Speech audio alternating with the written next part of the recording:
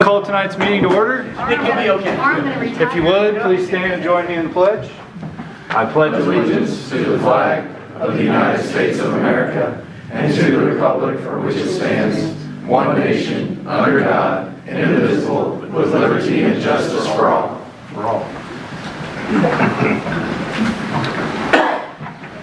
Pam, would you do a roll call, please? Mayor Kime. Here.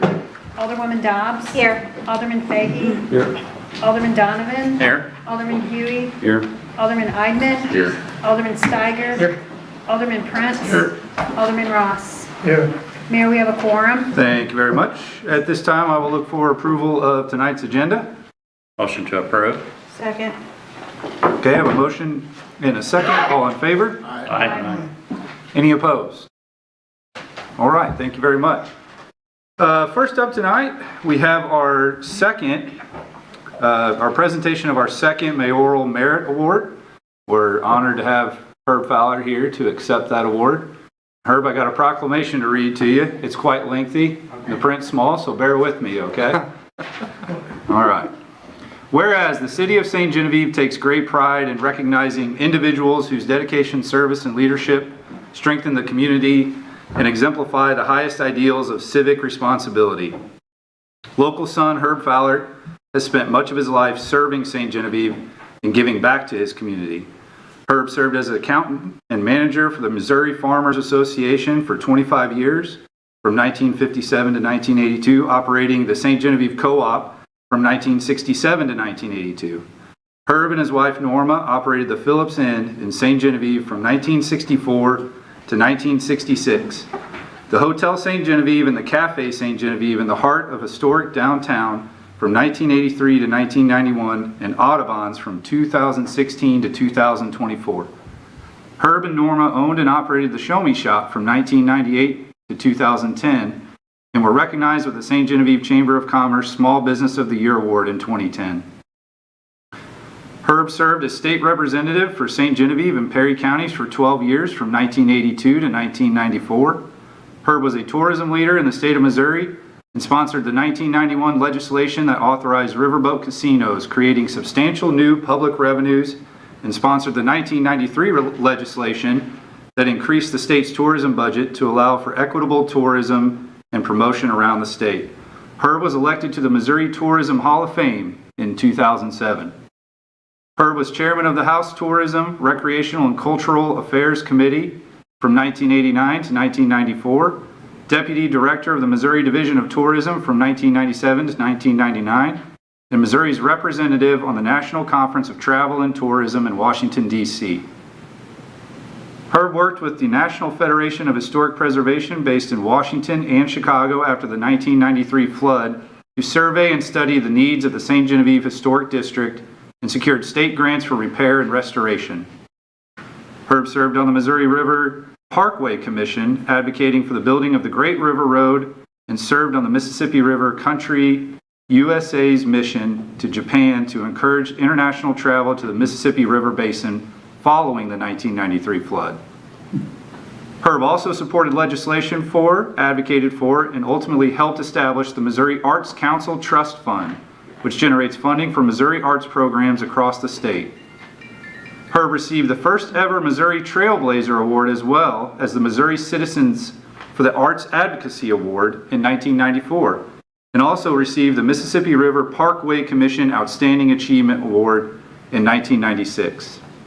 Herb has served his hometown community as president of the St. Genevieve Chamber of Commerce, member of the Industrial Development Corporation, the Missouri Farm Bureau Federation, the Missouri Farmers Association, the St. Genevieve County Pork Producers, the St. Genevieve Foundation for Historic Preservation, the St. Genevieve High School Vocational Advisory Committee, the St. Genevieve Elks Lodge, the St. Genevieve Lions Club, the St. Genevieve Tourism Board, the St. Genevieve Levy District 2, and the Joint Levy District Board. Herb served on the Board of Directors for Citizens Electric Corporation from 1990 to 2013 and received the Franklin R. Stock Award in 2013 in recognition of his many contributions to the organization and the state of Missouri. Herb served on the City of St. Genevieve Board of Aldermen from 2001 to 2005. Herb was honored by the St. Genevieve Chamber of Commerce in 2006, receiving the Presidential Award for his service to the St. Genevieve community. Herb was recognized with the Distinguished Service Award from the St. Genevieve 4-H clubs and the Distinguished Service Award from the St. Genevieve JCs. Herb exemplifies leadership, dedication, determination, and commitment to serving the needs and the people of Missouri and the city of St. Genevieve. Now, therefore be it resolved by the Mayor and Board of Aldermen of the city of St. Genevieve, Missouri, does hereby confer upon Herb Fallert the Mayoral Merit Award in recognition of his outstanding service, dedication, and contributions to our community, and be it further resolved that this resolution become official record of the city of St. Genevieve and that a copy be presented to Herb Fallert as a symbol of the city's sincere appreciation and gratitude on this 9th day of April 2026. Herb, you step forward.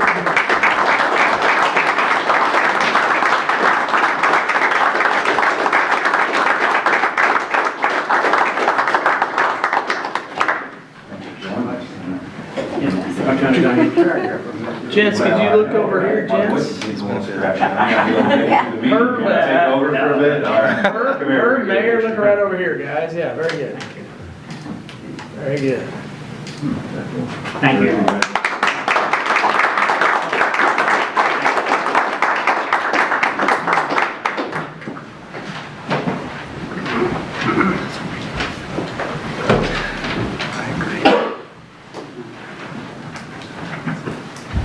All right.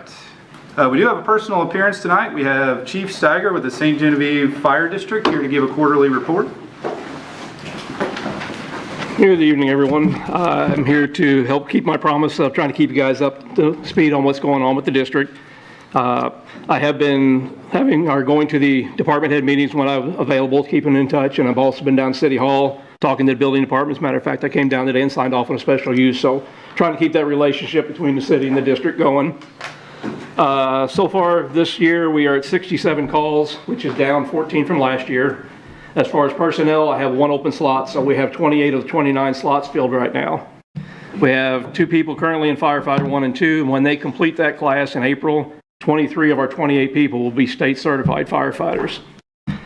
Trucks and equipment, everything's going pretty good. We've been, knock on wood, lucky with no major repairs. We're still working on getting all the decaling figured out and switched over. It's going to cost us about $6,000 or $7,000 to get all the names switched and everything, and we're working on that.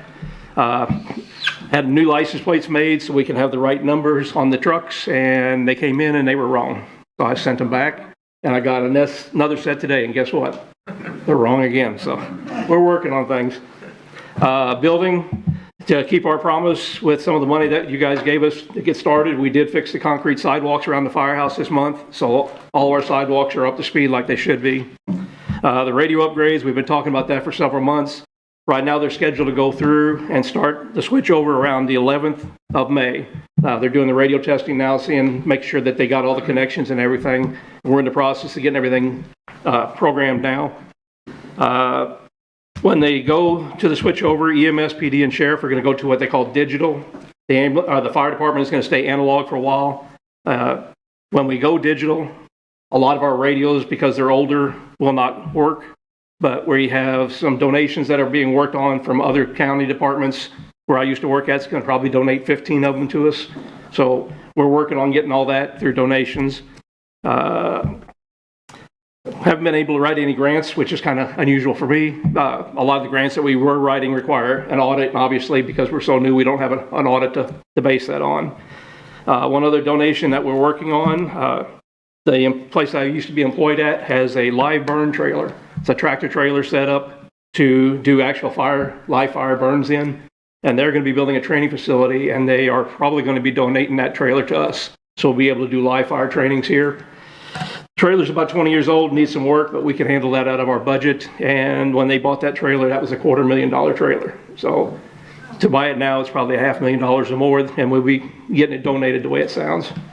So we're making progress in different places. And under the budget, we had the board approved a $550,000 budget last year, which included $150,000 for putting aside for big truck and $50,000 for small trucks.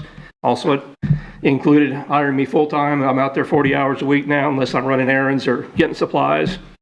And for the total collection so far, from what we got for this year was $700,000. So we had $150,000 in reserves that we could use for other things.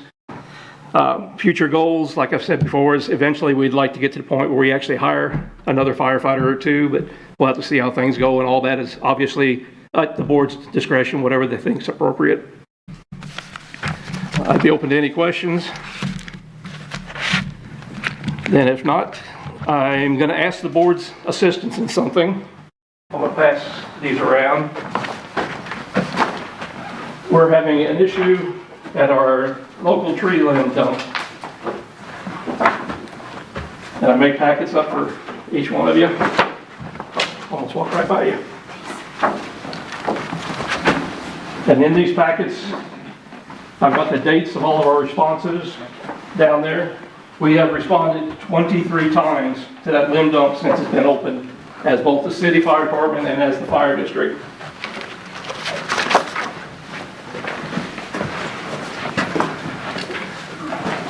Okay. Let me kind of read a little bit of my notes that I put down so I make sure I get everything. Bringing the board's attention the concern from the fire district, the city limb disposal site. Got the packet here, got one for everybody. I've discussed this with the two prior board or city administrators, and I always got it, well, it's a city benefit, and because you're part of the city, you just have to deal with it. Now we are a fire district, and every time we respond down there, it costs the district money. So we're hoping that we can come out with some kind of solution. Every time we respond down there, it costs the district money and potentially has some of our people having to leave their full-time jobs to fill in. Back in January, let me look at my dates here. Actually, February 13th, when we went down there, it took 3 trucks and 10 men, and it burned over an acre of your tree farm down there, or whatever you want to call it, a wildlife area. It jumped over the ditch and got away from them. Then also on March 22nd, I received a phone call at 3 o'clock in the morning from a local patrol officer asking if I was aware it was burning. And I said, it's always burning. But if it's a concern, I will go down there myself and put it out, but I'm not going to wake my guys up in the middle of the night. And most of them have to go to work the next day. And then on the 23rd, we also went back down there. And the reason I'm here tonight is because on the 23rd, when we got called back down there, we were already stretched to the max with a house fire in the city limits. And luckily, we were to the point where the fire was pretty much out, and I was able to break a truck free, but they dispatched out a brush fire at the airport. And I can't not go thinking it's a city dump. We have to send somebody. So luckily, we were able to break a truck from the mutual aid company loose, and it was right around 3 o'clock, so I was able to get a couple guys that just got off work to grab another truck and go down there. Get down there not knowing what it is and find out it is the limb dump. They did dump 4,000 gallons of water on that fire, and it still didn't go out. When you look at it, we were lucky that we had some trucks that we could break free. My first alarm assignment, which brings in house fires, brings in the 2 next closest trucks. So that means if we wouldn't have been able to break a truck free, it was going to be 20 minutes till we can get another truck in here from Ozora or Bloomsdale or Weingarten or one of them other ones. So we think we have an issue here, and we'd like to see it addressed. And I once worked for a fire chief that said, bring me solutions, not problems. So the last page of your packet, I have some suggestions. Number one, obviously, wouldn't be popular, and I'm not asking you to do that, is shut it down. I know the need, and we're not going to say don't have it, because quite honestly, I've used it before too. Some things that we would like to see, maybe reduce the size of the chunks that are allowed down there. What ends up happening is those big chunks get piled up, and then you get a fire underneath them, and they burn for days, and then we get a big wind, and it blows those embers. That's what happened on the one on the 13th. It blew out of the pile, across the ditch, and into your grasslands. If they, or whatever size chunks you guys allow, have them dump them in a separate place, not on the same pile with the smaller stuff. The smaller stuff gets kindled up, and then it gets the bigger stuff burning and continues to burn. Number 4 wouldn't be popular with some of the commercial people, but I would like to see maybe the commercial tree trimmers banned from dumping down there. These people are being paid to trim trees and haul the stuff off. Now they're hauling it down, dropping it off at the city limb dump, and it becomes a city issue and a fire district problem. They're getting paid to do the service. I'd like to see them dispose of it another way. Talked to Dave a little bit, and I've talked to the chief a little bit on it too. talking to Dave the other day, and he was saying that you guys were considering maybe making a bigger berm. A big berm would help, but if you get a windy day, it's still a chance of throwing those embers out and across. Another suggestion would be maybe having the Public Works burn it more often so the piles aren't as big, and maybe it would burn through a little bit more. And then definitely number 8, post the dump rules and enforce using cameras like we used to do. We know that it's yours and it's a city benefit. We're not asking you to get rid of the benefit, but we need to do something different because it's costing the district money now. And it's also having some of my people have to leave their full-time jobs for something because it's a city benefit. It's not a district benefit, it's a city. We're going to continue to respond. We're not going to say we're not going, but we'd like to see something done about this. And we know it's not going to happen overnight. That'd be something you guys can discuss. Is there any questions about any of the pictures or anything that's in that? That first picture, Yeah. is the area there that we have designated not big enough, or is it? I think it's a combination of, it's kind of small and there's so much buildup in there that hasn't been hauled off for years that it's in a more confined space. And then when it gets deep-seated fires like that, some of those pictures, some of those logs down there were 36 inches and bigger, and those aren't coming down there in somebody's pickup truck. Right. And they get deep-seated. We used to have cameras down there, and I guess they got taken down and never put back and stuff. But what was our policy before as far as commercial dumpers? I don't know that we've ever had a policy on commercial dumpers. If we did, it predates me. There was a sign down There was a sign down there. It didn't ban commercial. Some of the things I can remember the sign saying was it couldn't be any bigger than 24 inches. You couldn't throw any trash down there. Couldn't be landscaping timbers or anything like that. It had to be strictly limbs or leaves and grass clippings. They wouldn't even allow wood chips from a chipper down there. But I don't remember all the wording on how it was all worded. So prior to the March 22nd, 23rd fire, Chief Steiger, myself, Corey, even some previous city employees have been trying to find out what happened to the sign, what happened to these cameras, what did the sign say? No one can tell me. So I've asked for 3 quotes on this sign to get it posted. This would be 4 foot by 3 foot. It does not limit, it does not ban commercial because that is not in our ordinance. So this sign will be created and posted down there. I can pass it around if you want. And then we're going to purchase 2 game cameras and put down there also. And then we're going to work with Chief on some more patrol down there because as Chief Steiger stated, we do need to clean it up. And I'm working with Corey on getting that done in the fall.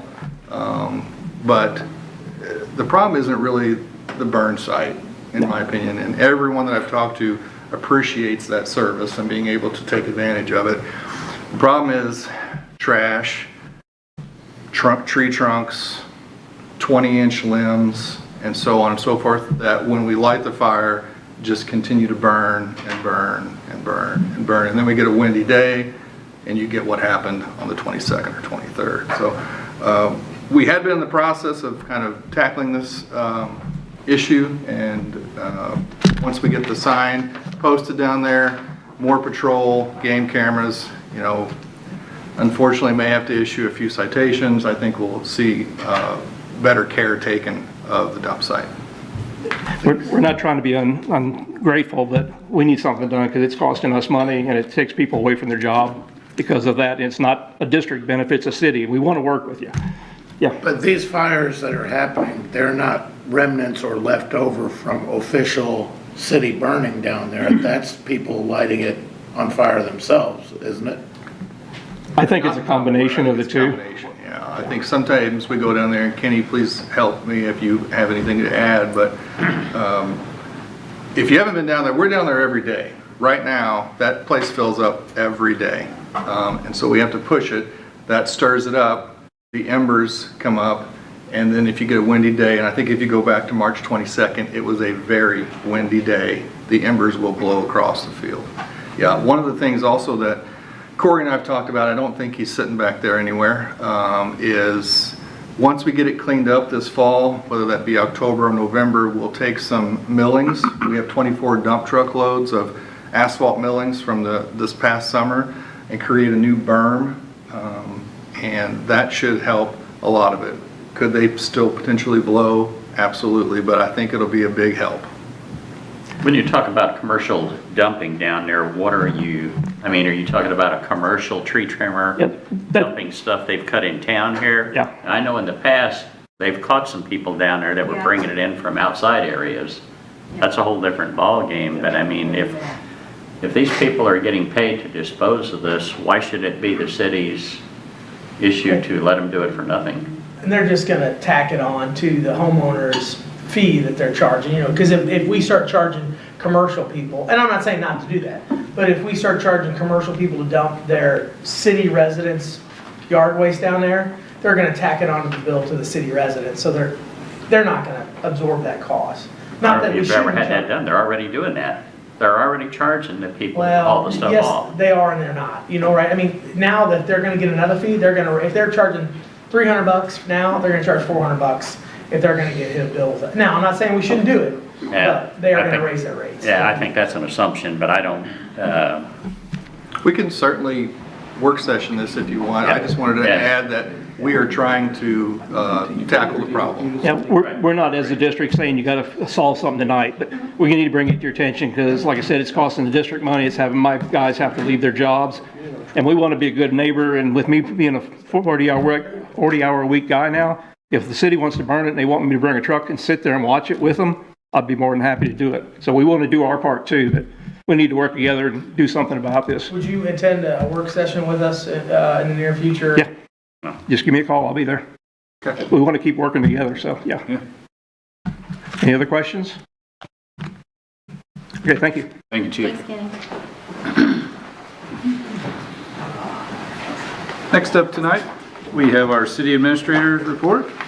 Good evening, everyone. You have an updated report at your seat. I want to talk about a few things on there tonight. Number 3, we budgeted for, in last year, or this year's budget, I'm sorry, for a tanker chassis for the water department, and we have found one that we're interested in.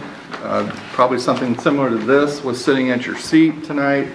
Gives a brief description of the truck that we found. And it is in Kansas City at, I keep saying truck transport, but it's transport truck. We budgeted $75,000. This 2007 Mack is listed for $38,000. Corey called and talked to him today. He's in favor of it. They actually came down to $37,000. They'll hold it for us, but they take 2 weeks to go through it, make sure that it's okay. They put, you know, they change the oil, they change the filters, so we could pick it up in a couple weeks. If you all are okay with it, I think we talked to Alderman Huey about it, and he was on board with that. But if you would approve it tonight, we would probably make the purchase, and then we'd bring a post-purchase ordinance back to you for approval. Dave, if Yes. they're gonna service that truck out, obviously they have a qualified repair facility. As we talked about earlier about the main bearings and engine, I'd ask them if they would say for a fee, send that to us with new bearings in that engine. They knocked 1,000 off, it would be better off to give them 1,000, put the bearings in it, and have them stand behind that bearing job. drop the pan and do that in chassis and stuff pretty easy, but It's pretty simple. We can Right. give them a call, absolutely. Have them do it while they're doing the pre-up, they're taking the pan, they're servicing it anyway. Okay. So just out of gasket instead of bearings. Do they do that oil analysis too or not? I doubt if they've had a history on that, but Dave, maybe, but I doubt it. we had good luck with the dump trucks. Have we been watching on, is that Purple Wave or? We've been watching for a while. I mean, this, Right. obviously, this, we nearly have all our capital items purchased except for this one, and just couldn't find one. He found another one that was 80,000, that's over our budget, but this one's 38. You can see that it's aged a little bit, it's got 269,000, but only 12,000 hours. He believes it's a good truck for what, you know, we're gonna put our water tank on it, so. You know, looking at those lower, the 2 pictures to the far right, that's an awful long chassis. Do we need that long of a chassis for our tank, or? He says this is what will work for the purpose that we need it for. Yeah, that's pretty much minor, just shortening that. As long as you don't have to roll those axles, you're fine. And I think that truck's got a heavy enough steering axle. If those tandems were all the way in the back, that truck will never break that chassis down, even if it's stretched out. Yeah. Probably a double frame. Yeah, it is. I talked with Corey about it, and I told them to make sure on these Macs, they like that cross member we talked about where the torque bars go in there, they get rust, they get weak there and they crack. He was gonna look at that spot there. And that's, other than that, that's that and the bearings on the Macs, that's the only thing I see. I think he plans, I'm probably giving too much information. He's gonna go see his son this weekend. He goes to school in Kansas City. He's gonna go take a look at it. But I wanted to run it by you so that we can call them tomorrow and tell them to hold it for us. He'll take a look at it. If he confirms it, we'll go ahead and make the purchase and then bring a post-purchase ordinance back to you. It's already in the budget. It's all based off of his inspection, though. Yes. Contingent, right? Everybody okay with that? Do you need a motion on that or not? Yeah, that would be great. Move to approve the purchase after inspection by Alliance. Second. Okay, so I have a motion and a second. All in favor? Aye. Any opposed? Okay, thank you. Number 4, just want to point out that the gravel race is Saturday, April 18th at 8 a.m. That will involve a street closure of North Main from Merchant to Washington from 4 a.m. to 2 p.m. So they start off lining up there, and then a police escort up to the gravel road that goes out to the burn site, and then they're basically on gravel roads until they come back, and the finish line is also there. But it should be all complete by 2 p.m. On to number 5. So we had a meeting with SONUS, that's who helped negotiate our health insurance. They negotiated from a 7.65 down to a 5.37% increase for the same 2 plans we currently have. Dental has a 4% increase, no increase for vision. So based on the current census and the plans selected by our folks, that's approximately a $14,000 increase. Met with the healthcare committee Monday. Thank you, Jeff. The healthcare committee agreed to continue with these plans and keep the employee portion of that at a max of $300.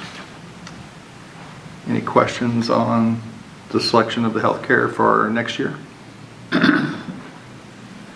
Okay. On number 6, the county transient tax passed 55% to 45% on Tuesday. It's set to take effect in July, so the county will not begin collecting any tax revenue until most likely August or October. A lot of what we collect is paid quarterly, so probably more so October. The city-county intergovernmental agreement that we have worked with the county on is on their agenda for this coming Monday, April 13th. If they agree to it, their initial payments to the city would probably begin mostly, it says in September or November, but mostly in November. So they would get their payments in October and then cut us 75% if that's what they agree to, which is what we've talked about in November. Any questions on that? That's my report. Thank you very much, Dave. Move along to staff reports tonight. Just have one on the agenda, and that's our Community Development Officer, Robert Sullivan. Good evening, Mayor, Alderwoman, and Aldermen. In your packet tonight is my staff report dated March 7th to April 3rd. I won't go through every line item here, but I'll hit some highlights, starting with the Historic Preservation and Heritage Commission. We did meet actually my first day on the job, March the 16th. We did several administrative approvals there. We also, at that meeting, the Statistical Research Incorporated was there and gave a brief update on the project for the mobile walking app. And then they also had a public meeting. We're at that public meeting on 3/19, which we had very excellent attendance at and good feedback from the people that were there. And that project is continuing. So we'll look forward to seeing how that moves forward. Our next meeting is April 20th, so it's coming up.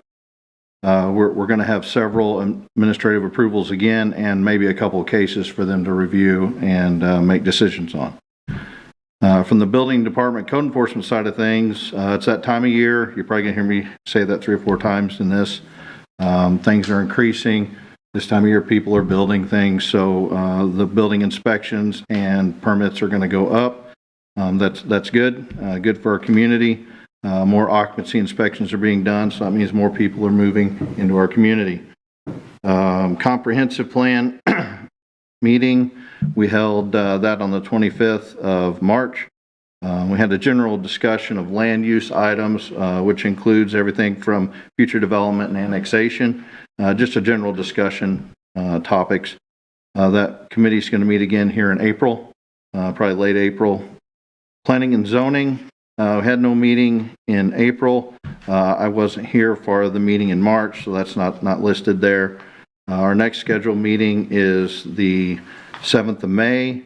On that particular meeting, as of right now, we're going to have a special use permit request and what I'm going to call a boundary adjustment or a subdivisional request for them to review, and then that'll be coming after that to you all here. Nothing on Board of Adjustment. Again, here we go. It's that time of year. We could or could not get rain, depending on what happens day to day. You can see the forecast for flooding there. Pretty low forecast at this point. Action stage for the river is set at 25 feet, where minor flooding is 27. We're not going to hit, closest we get is 24.44 expected, actually on the 8th. So we're good there, and the ferry is open. With that in mind, we did send out flood preparation letters to everybody that's in the flood zone area. So those that are new would be getting it, but also it's a reminder for those that are there. Sometimes people just forget that they need to take, when they hear flooding is going to happen, we do have a levee, but they need to take precautions and prepare for that. So we send out a letter just as a reminder to those folks. Property maintenance. We just recently as in this week, been working with the police department and switching some of the property maintenance, especially nuisance items, over to the police department. We're going to continue to work hand in hand in doing that with the police chief and his folks. And we've already started some of that. We're working diligent with that. Just keep in mind, everybody, if you have any issues, you can just always call City Hall here or me directly, and we'll get those items to the police chief. You can also go on our website and fill out a complaint or an issue there, and we will address that and forward that to the proper department. Some additional items, several meetings going on, as always, attending meetings. A couple items I want to really hit there. I've been working with Corey from Alliance on our water backflow testing program. So water backflows are supposed to be at, according to Missouri Department of Natural Resources, at every commercial building to prevent materials coming back into our city's water system. So if someone is out fighting a fire and we lose pressure and somebody has a hose stuck in a chemical for some reason, and we lose that pressure and that chemical sucked into our water system, we're in trouble. So the backflow devices are there to protect from that. They're required to be tested once a year, every year, and those tests get sent in to us, and we keep those and then report all that to the Department of Natural Resources. So worked with Corey, and all those are getting sent to me, and I'm cataloging those, keeping those on record, so that when he sends in his report to the Department of Natural Resources, we'll have all that information. We're also going to be sending out letters to all the commercial property owners and anybody that we know has a lawn irrigation system as far as the residential side, because they're required to be inspected also. So we know some of the places don't have backflows. We're not going to be going out there and making people put backflows in unless they're doing a project that's permitted that would require us then to have them do that. Another thing I'm working on is getting the city a tree city designation. Now what is that? Well, we can take that from one degree to the other. I'm looking at just dealing with our city trees, not trying to tell somebody how and what to do with their own tree. But doing this and getting designated as a tree city will help us get grant projects. We'll get points on grant projects because we're a tree city. So isn't that Tree City USA? Isn't it? yes, it's Tree City USA. We had that. We are currently not listed on their list. So I did check that before I started. So we're not listed on it. We may have been at one time because you got to re-up this every year.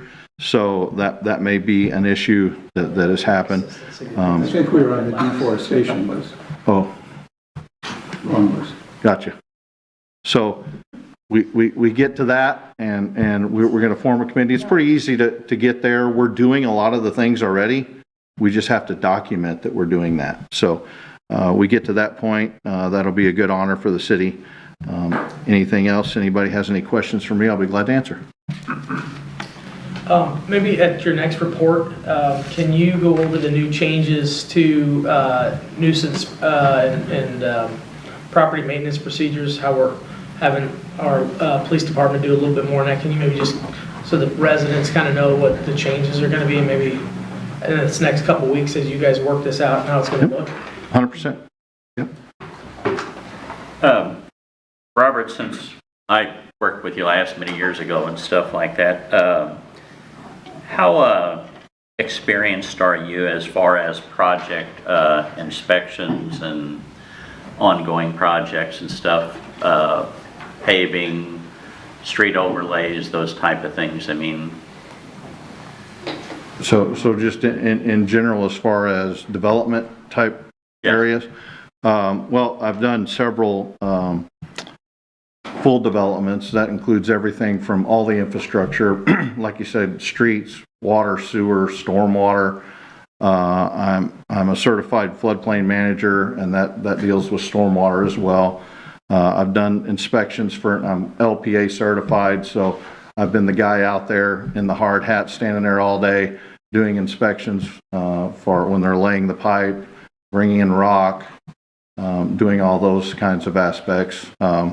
And that's just the development side of things. That doesn't even count the building side. So, but yeah, I feel I'm well versed in that as far as being able to do those type of inspections, even if, like our new development that we're doing. So I'll be out there in conjunction with Corey and working on that project. I don't mean to be kicking the same subject up, but we spent a lot of money last year paying an engineering fee on one particular project, and I don't agree at all with the outcome of that and stuff, but hopefully in the future maybe we can work towards doing some of that in-house, because we spent $500,000. Over the course of asphalt, concrete, Yes. engineering, and construction engineering? Yes. Right. Yes, So, some of that, and I don't know all the particulars about that particular item, but some of that requires physical testing of stuff that we don't have the equipment to do. So that would still have to be subbed out. Right. But there are a lot of things that is incorporated into that I can most certainly do and cut those costs down on those projects. right, because we can take those concrete cylinders and send them out and get 100%. them. Yep. Yep. Robert, I did have a quick question for you. Could you maybe expand on your item here regarding the stormwater meeting you had in the 741 Center Drive area? The 741? Yeah.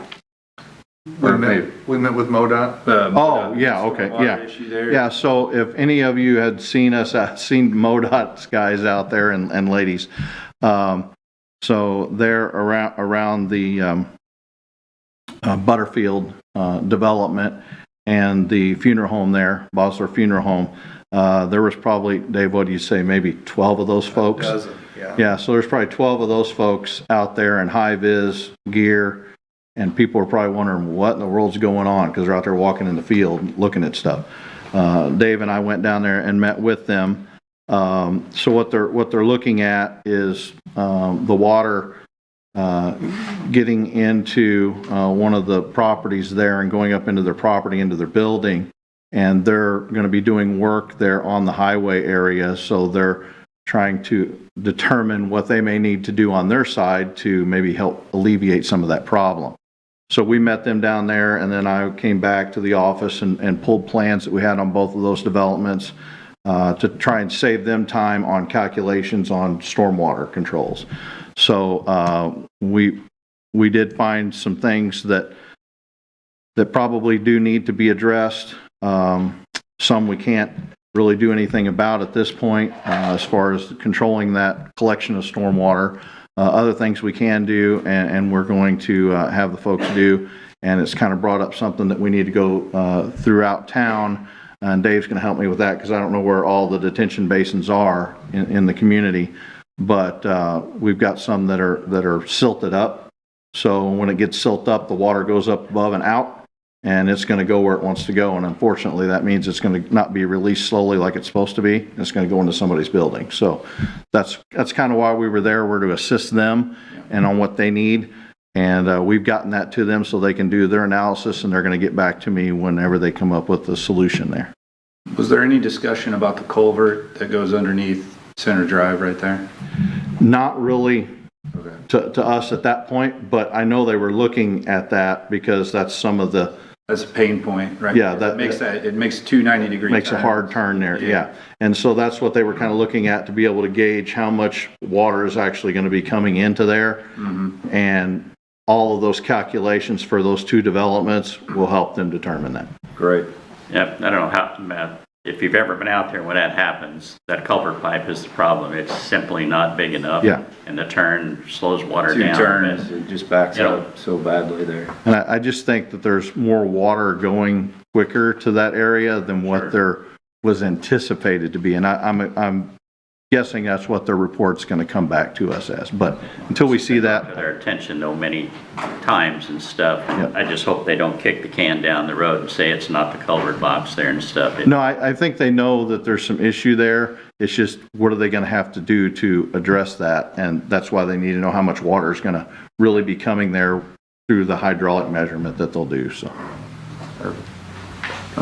That's great news, though, that they're taking an interest in that Yes. area, because I know that the property owners around there will be excited to hear that. Anything Any other else? questions for Robert regarding his report? Okay. All right, thank you, guys. very much. At this time, we will open up the floor to public comment. Just a quick reminder, please state your name for the minutes and try to keep your comments to 5 minutes or less if possible. Good evening, everyone. My name is Heidi Walker. I live here in St. Genevieve. I know that tourism has been a hot topic this week, so I wanted to speak about tourism and how the city and county's involvement with ICE and DHS reflect on our community as a tourist destination. This week, a measure passed to increase the lodging tax for tourists. These funds will be used to increase St. Genevieve's social media presence and hopefully increase tourism revenue. I'm a short-term rental owner, so we rely on tourism, but it's, from my perspective, the local police receiving kickbacks from ICE simply is not a message that we should be projecting. And again, I ask, how does this fit into the story of St. Genevieve? We are getting lots of free publicity for our town, so I'd like to make you all aware of the news stories that have highlighted St. Gen's relationship with ICE in the past year. In June 2025, the Missouri Columbian published a story about Phelps and St. Genevieve counties being the two facilities in Missouri housing ICE detainees. In July 2025, National Public Radio did a story on St. Genevieve's detainees and the efforts being made to help them here in our community. In September 2025, there was a story on St. Louis NPR, STL PR, again, about St. Genevieve detainees and the struggles they're facing. And then, of course, as we all know, the publicity around Leo Cruz Silva, who committed suicide inside the detention center. This was covered by all the major local news stations. And then NPR nationally covered the story of Leo Cruz Silva. Then in November 2026, KRCU featured St. Genevieve in their podcast, which then went national when it was picked up by National Public Radio regarding our detention center here. The St. Louis Review in March 2026 covered the story of the prayer vigil that took place in St. Genevieve. The prayer vigil was located across from the detention center. Yesterday, St. Gen was featured in a story in the St. Louis Post-Dispatch. I don't know if any of you read that. It's about the increase in pregnant and nursing women who have no criminal record and are being held in St. Genevieve. The story featured a pregnant mother currently being detained in St. Genevieve. And from this, the story states, Jürgen Kayaks from Colombia, her biggest daily struggle is over food. It's hard enough being in prison for the first time in her life, but she's navigating that reality while pregnant and having specific dietary needs in a facility with notoriously bad food and worse health care. Those are not my words. Those are the words published in the St. Louis Post-Dispatch yesterday. She is quoted as saying, "I have lost weight. I was taken to a medical appointment where I was prescribed a nutritional shake, but I've not yet received it." She also asked for a bottle of water and did not receive it. So St. Genevieve is definitely getting a lot of publicity, even on a national level. So I would ask that we think about this logically, since we are focused on tourism. Logic would tell us that public perception of St. Genevieve at the local, state, and national level is being transformed and projected through these news stories. Our quaint tourist town, known for historic houses, shops, and festivals, is now, by a large group of people, known for these recurring stories of innocent people being detained and even dying. What is the effect on tourism? As approval ratings for ICE's actions and policies fall below 40% nationwide, logic would also tell us that this is not a direction we should be pursuing as a tourist town. This is a path we do not want to continue down. As we watch the Trump administration's policies fail again and again, the border wall, the tariffs, lowering inflation, now the war in Iran, logic should tell us that this situation is not going to get better. I foresee it getting much worse, and it will ultimately fail. Perhaps we would consider an exit ramp, or we can do nothing. But if something goes wrong, it will be our legacy. Something already has gone wrong when someone committed suicide. But there didn't seem to be any discussion of that. I mean, I heard very little discussion of that. And I just hope that we can make a choice to do something before something else happens. I want you to consider that when we think about tourism and the perception of St. Genevieve. Thank you.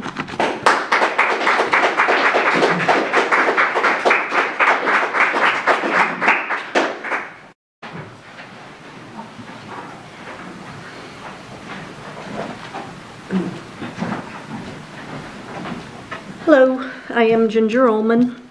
I'm a registered voter and I spend my money in St. Genevieve. There is a quiet, steady removal of good, hard-working, non-criminal men and women that is happening in the state of Missouri and nationwide, but I'm focusing on Missouri. While our eyes are being diverted to Israel and Iran and Epstein, but it's happening. And we're not making a lot of noise for fear of drawing attention to them. But it does pop up on social media, and we can see a distinct difference in the comments that are being posted online. Those who are concerned about these people's well-being, also knowing it's probably wrong, if not illegal, and those expressing hate and anger, which is stoked, if not created, by our administration. They repeat untruths about them getting free social services, such as health care through Medicaid or food assistance through SNAP, or we're paying for their educations, or they're stealing our jobs, none of which is true. But is further stoked by our representatives and repeated over and over again by our administration. And most of them are certainly not criminals. A recent article showed that 82% of them were detained through traffic stops. It also implied high incidence of racial profiling. Meanwhile, the federal government has fired over 100 immigration judges since 2025. Judges we didn't have enough of to begin with. And there is a stoppage of flights out of the country due to lack of funding for DHS. So the men and the women are piling up. The process is slow, it is painful, and it is difficult, and it is mostly wrong. Most don't know why they're there. They've committed no criminal offense. And what's astonishing is they love this country. They absolutely love this country and they want to be here. Not because of the lies about free health care and being added to the voter rolls so they can vote for the blue politician, or the lies about free food, health care, and housing. No, it's because their country is much worse. Many are fearful to return to their countries, knowing that they might be killed by their own government. In a free America, we find that difficult to understand and believe. But now, even in our own country, we've seen it happen. Not only to Renee Good and Alex Preddy, just to name a few, have made national news, but many others. I wish they'd stop telling us that they need to leave and come back and do it the right way, the legal way. This administration has closed the pipeline to the legal way to citizenship in this country. And I hate to use an example of one who's committed a horrible criminal offense and apply it to all of them. It's just not right. The crime rate for those who've been American citizens who've committed crimes is much higher than those undocumented immigrants. So I'm just asking that you consider again to end the contract for 287G. I implore our leaders. I know you have good morals and good standing. I respect you all. But I just feel that greed has taken over, and it shows how strong it can be. We've asked our city and county leaders who's involved in making the decision to sign the 287G contracts. We continue to be told that there was never a discussion about it, no budget discussion, no input, no involvement, no knowledge. Not from our aldermen, not from our commissioners, and certainly not from the citizens. It's all on the sheriff and the chief of police. Nobody knew a thing, and the contracts were signed. But I can guarantee when the money starts filtering in, every one of you is going to have something to do with it, and every one of you is going to get a cut, and you're going to have your input on how it's spent and where it's spent. But nobody had any input on how it got here. That's known as blood money for trafficking human beings. Just a side note, I've been here about 9 years. I used to work for a global company. I'm now retired. I have established long-lasting friendships across the world. I have friends in Germany, the Netherlands, China, Canada, Mexico, and India. My friends in Germany come every 2 years. This year, they let me know they're not coming. My job also resulted in long-term relationships with people across the United States. I have friends in Arkansas, Tennessee, South Carolina, Texas, New Mexico, Florida, Pennsylvania, and California. We go on vacation every year together. And guess who came to St. Genevieve last year? They loved it here. I loved showing it to them. I will no longer recommend St. Genevieve to my traveling friends. I personally will not spend my money here either. I know you don't need my money. You're getting hundreds of thousands, if not millions of dollars for housing innocent men and women, pregnant mothers, asylum seekers, green card holders, and those who have temporary protective status. I cannot contribute to your economy. You have the power to end this. I'm asking you to end it. Thank you.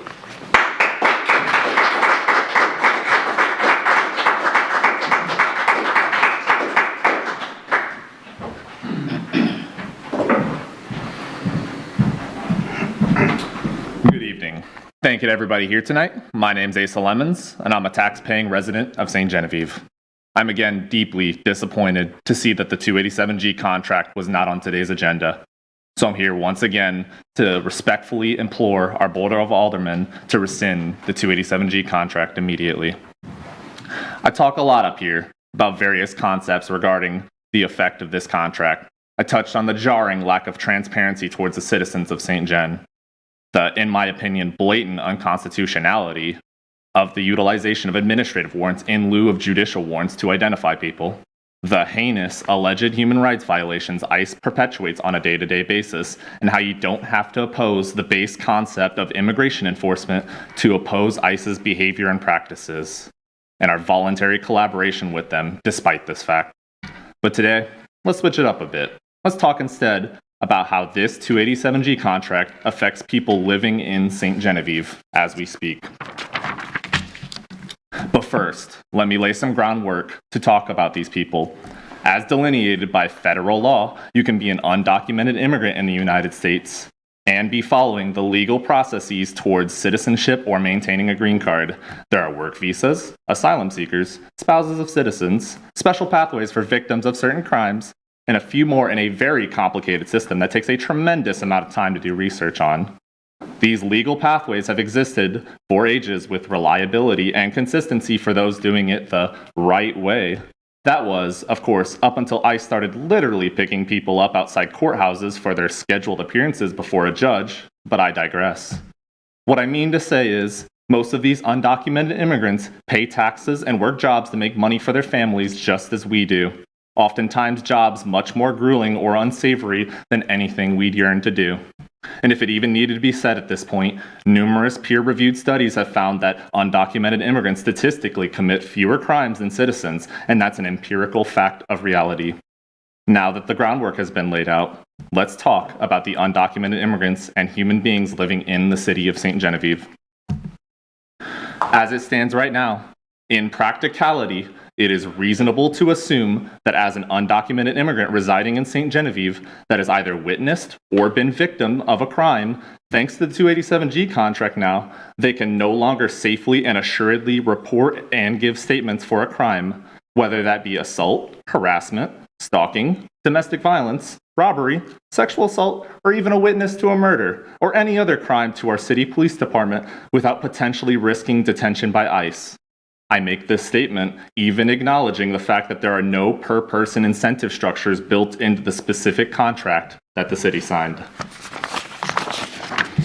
As Mayor Kime was quoted on February 12, 2026 at a past Board of Aldermen meeting, during the course of their regular police work, they would be able to issue a warrant to detain somebody if they are not able to identify themselves, end quote. Incentive structures and police officer ambitions are immaterial to this argument. Through the mere authority to do such a thing, you have effectively barred your undocumented population from confidently being able to engage with local law enforcement, effectively making them our neighbors without direct police protection. I don't know about you guys, but putting myself in their shoes, that's a terrifying concept to imagine for what is seemingly an indefinite time period.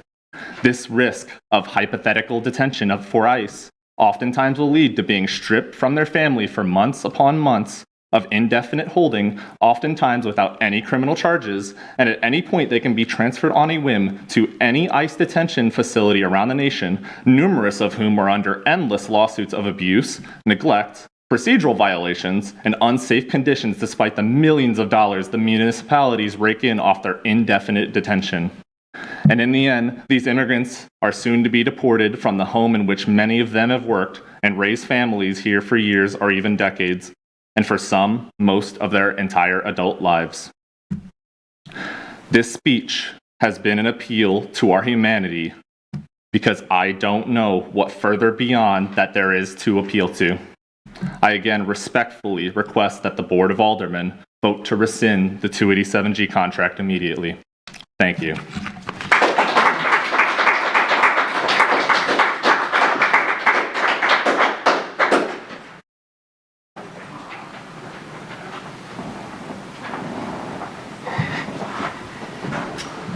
Hello, I'm Darwin Muzzy, resident of St. Genevieve. And just a couple of things. One thing I'd like to express my appreciation that you have not put up big signs directing traffic to the ICE facility. It's rather depressing when you see that kind of signage up. And I know when I drive through communities like Bonne Terre and Chester, these large green or brown signs that direct traffic to those kind of incarceration facilities.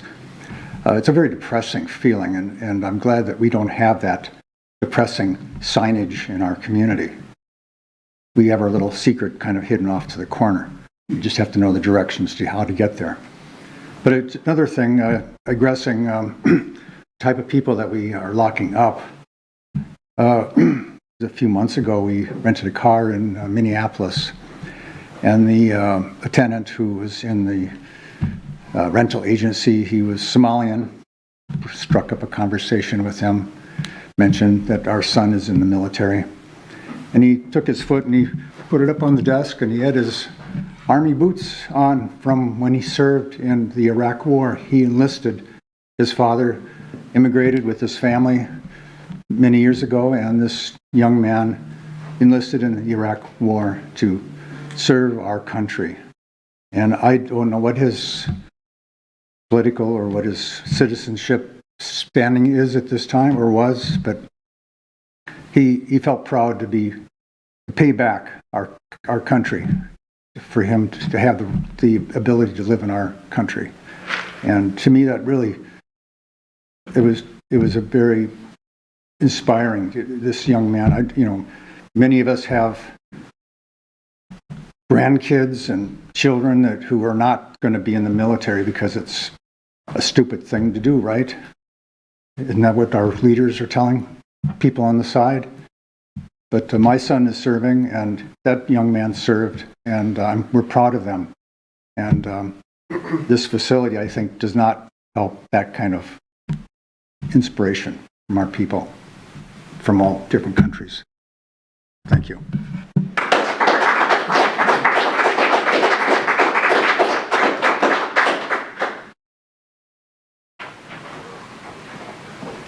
Any other public comment at this time? Okay. Thank you very much. At this time, we will move along to tonight's consent agenda. Motion to approve. Second. Okay, I have a motion and a second. All in favor? Aye. Any opposed? Okay, thank you very much. We'll take us to some old business tonight. First up, we have a second reading of Bill number 4713. This is an ordinance of the City of St. Genevieve, Missouri, vacating and discontinuing a portion of an unimproved alley on Maple Drive. Motion to approve. Second. Second. All right. Good. Sort through that, Pam? Got it. All right. I do have a motion and a second. Would you do a roll call, please? Alderman Steiger. Yes. Alderman Prince. Yes. Alderman Ross. Yes. Alderman Eidman. Yes. Alderman Huey. Yes. Alderman Donovan. Yes. Alderman Fahey. Yes. Alderwoman Dobbs. Yes. 8 yes, 0 no's. Bill number 4713 now becomes ordinance 4635. Thank you very much. Next up, we have a second reading of Bill number 4715. This is an ordinance of the City of St. Genevieve authorizing the mayor to enter into an agreement with Vern Bowman Contracting Company of St. Genevieve, Missouri for the citywide asphalt overlay project in an amount of $1,420,316.37. Motion to approve. Second. Okay, I have a motion and a second. Pam, would you do a roll call, please? Alderwoman Dobbs. Yes. Alderman Fahey. Yes. Alderman Donovan. Yes. Alderman Huey. Yes. Alderman Eidman. Yes. Alderman Ross. Yes.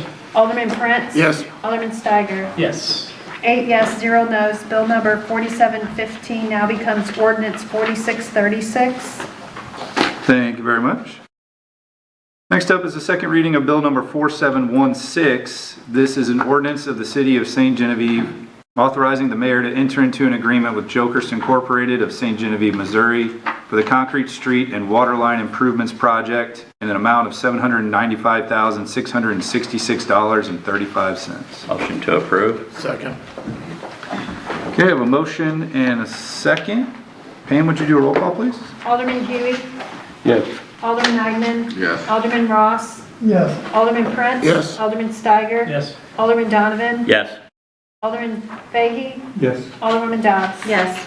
8 yes, 0 no's. Bill number 4716 now becomes ordinance 4637. Thank you very much. And then last up in old business tonight, we have a second reading of Bill number 4717. This is an ordinance approving the property transfer of a 2003 John Deere Model 6605 tractor and Tiger Boom mower from the Special Roads District A to the City of St. Genevieve. Motion to approve. Second. Okay, I have a motion and a second. Pam, would you do a roll call, please? Alderman Ross. Yes. Alderman Eidman. Yes. Alderman Prince. Yes. Alderman Steiger. Yes. Alderwoman Dobbs. Yes. Alderman Fahey. Yes. Alderman Donovan. Yes. Alderman Huey. Yes. 8 yes, 0 no's. Bill number 4717 now becomes ordinance 4638. To add a footnote to that, I don't know if anybody is aware, but we have a very bad problem along our creek banks and stuff, and I've been on it, and Corey and them have done a better job, but we have a very poison weed growing along our creeks and stuff, and this will help. And we don't have to use herbicides and stuff. It's called poison hemlock. It's deadly.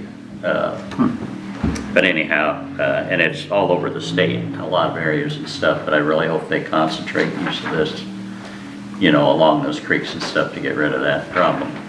I think he indicated that they were gonna make that more of a priority. Right. To use it in that regard. Right. How is it deadly and to whom? Anybody. You can rub the plant. Once it gets to a certain maturity, it grows very fast. It has a hollow tube. It grows 6 or 7 feet tall. There's a little white flower on it.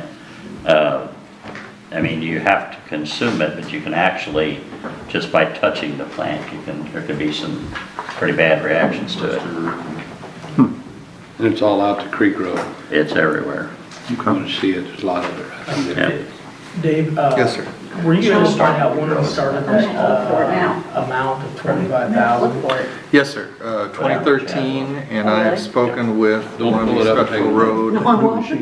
You guys, hang on. I've spoken with one of the special road commissioners. They're going to bring it up at their meeting next week, and what I've asked for is what has been the increase in tax revenue for a special road district, and could we ask for that similar increase in our payment?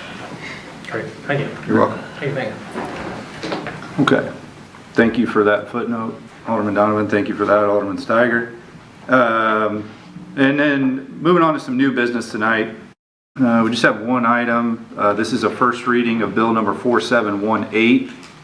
This is an ordinance of the City of St. Genevieve, Missouri, authorizing the city administrator to execute a contract for auditing services with B-Sync, Hay, Rowe, and Stroder LLC certified public accountants. Motion to approve? Second. Okay, I do have a motion and a second. Any discussion on that? I had asked for a footnote, and I admit I haven't read this contract and stuff about, prior to this contract expiring, that they help us with a reminder so we don't get caught like we did last time. It expired and we had to jump in and... I certainly don't want to defend them. I don't know that it's their job to remind us. It's our job, and I put a reminder in my calendar to make sure it doesn't happen again. We can ask anything in a contract. You certainly can. Right. I just don't want to get caught at the last minute and we're scrambling around. I apologize for that. Yes, sir. Yeah, no problem. Okay, I believe we do have a motion and a second. Any other discussion? No? All in favor? Aye. Any opposed? Okay, thank you very much. That will include the whole new business for tonight. Anything else to discuss before we get to our last agenda item? Any other, nothing? Good news, bad news? When are the roads supposed to start being done again? Well, you passed the contracts tonight, so we'll have pre-con meetings next week, and I will have a construction schedule I can share out with you. What's your rough idea of? I think the water line and concrete folks are going to want to start nearly immediately, and the asphalt will probably hold off until school lets out or work around the school areas before they come close to that. But that's just my thought. The fine for non-compliance and stuff, did we reduce that from $750 to $500 a day? It varies contract to contract, so this one I believe is $500. Yes. So did we set that or did? We set it in coordination with Cochran. I don't anticipate having to worry about it. I hope not. Okay. One for sure, we won't have to worry about. The other one, To be determined. All right. So we'll move along to our last item tonight. There is an executive closed session on the agenda to discuss litigation matters. I'll entertain a motion. Motion to go into closed session for litigation. Okay, I have a motion and a second to move into closed session. Pam, would you do a roll call, please? Alderwoman Dobbs. Yes. Alderman Fahey. Yes. Alderman Donovan. Yes. Alderman Huey. Yes. Alderman Eidman. Alderman Ross. Yes. Alderman Prince. Yes. Alderman Steiger. Yes. Motion carries 7-10.